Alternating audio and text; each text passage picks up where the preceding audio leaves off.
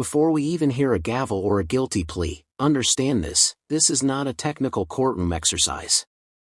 This is a case involving crimes against children, where every word spoken today carries permanent consequences. Pay attention to how the court balances empathy, accountability, and protection of the public, because that balance is about to be tested in a major way. All right, court is calling 2024 CR 4764 and 2024 CR 4765, State versus Luis Martinez. Could I have parties announced for the record for the state? Ashley Jones. Blood Rittenhour for the defense. And are you Mr. Martinez? Yes, Your Honor. Okay. In each cause number, you entered a plea.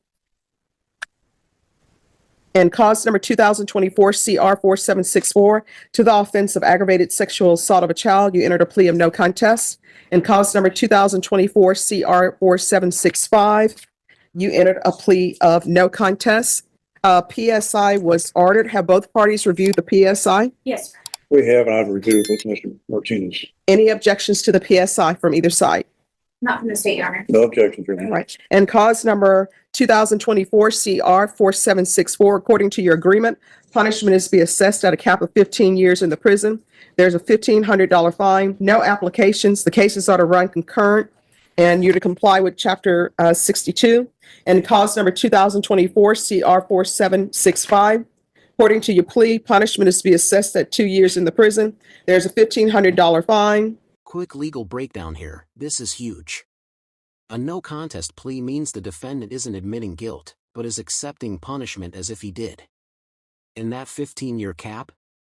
That's the maximum the judge can impose on the most serious charge, no matter how bad the facts are. The real question now is whether the judge goes light, or goes all the way to the cap. Run concurrent with the other case, and you're to register.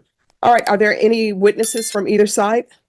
Not from the state, Your Honor. Not from the defense, Judge. All right, the court will hear argument. State. Yes, Your Honor. The court would just, the state would like the court to consider the fact that the defendant took advantage of the most vulnerable victims in our society, not only due to their age, but also to their broken home and their living situation. They put their trust in their defendant when they lived with them, and the state would like the court to consider that this defendant took that trust and violated their bodies for years, which will follow them for the rest of their life. And the defendant's apologies, while welcome, do nothing to alleviate the egregiousness of these offenses. And that's the state's position that the only thing that the victims would want is to see the defendant in prison for the cap of the 15 years, and that is what the state is asking. Listen carefully to the prosecution's argument. This isn't just about what happened, it's about betrayal.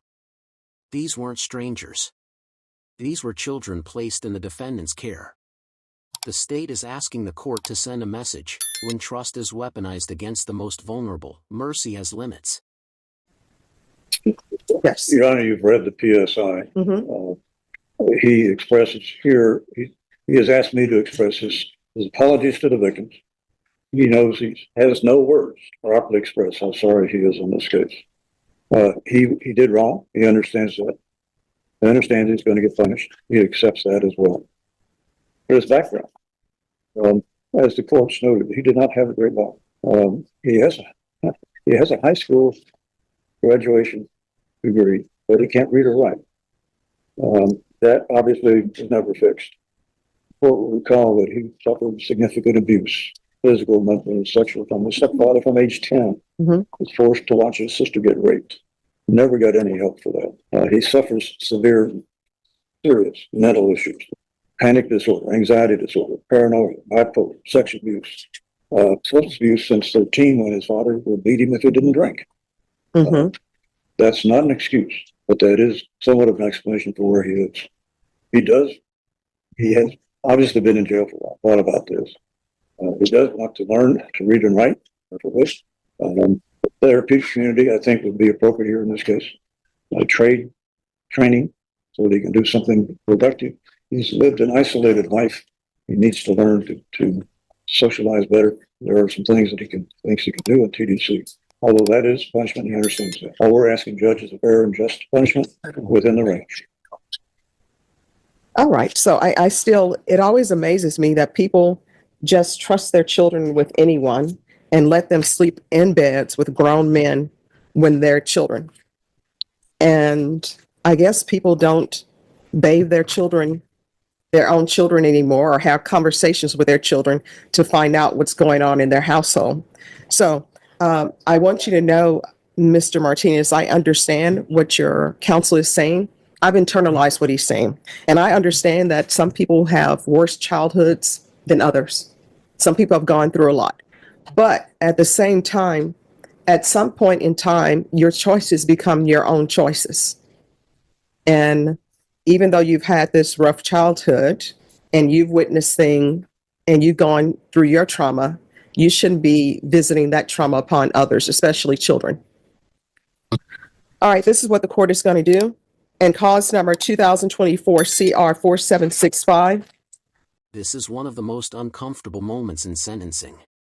The defense lays out generational trauma, abuse, mental illness, and neglect, not as an excuse, but as an explanation. And here's the tension every courtroom faces. At what point does understanding someone's past stop mattering compared to the damage they caused? As previously stated, the court has found you guilty. The court will sentence you to 2 years in the prison, give you credit for any time served. There's a $1,500 fine. Time and money will run concurrent. This will run concurrent with 2024 CR 4764. There's to be no contact with the complainants or the complainant's family. And there's to be Chapter 62 registration. And cause number 2024 CR 4764. As previously stated, the court is finding you guilty. The court will sentence you to 15 years in the prison, give you credit for any time served. There's a $1,500 fine, time and money to run concurrent. This will run concurrent with 2024 CR 4765. There's to be Chapter 62 compliance, and there's to be no contact. So here's where it lands: 15 years in prison, mandatory sex offender registration, no contact orders, and no right to appeal. The plea deal is honored, but the consequences are permanent. Let me ask you this: did the judge strike the right balance between compassion and punishment, or should the cap have been higher given the harm involved? With the complainant or the complainant's family.